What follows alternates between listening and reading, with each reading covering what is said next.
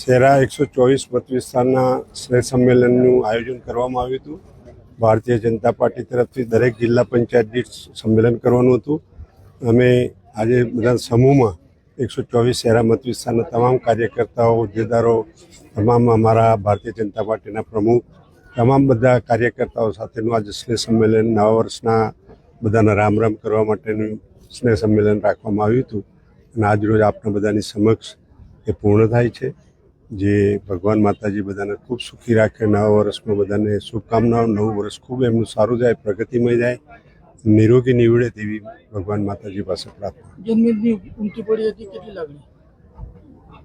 જે જન્મદિવસની ઉમટી હતી, એમનો જે પ્રેમ, લાગણી, ભાવ, ઉમંગ જે છે એમના મારા માટેનો, એ આપ બધાએ નજરે જોયું છે. જે પ્રજા શેરા મત વિસ્તારની જે મારા માટે લાગણીઓ ધરાવે છે, અને બધાની માતાજી ખૂબ સુખી રાખે તેવી મારી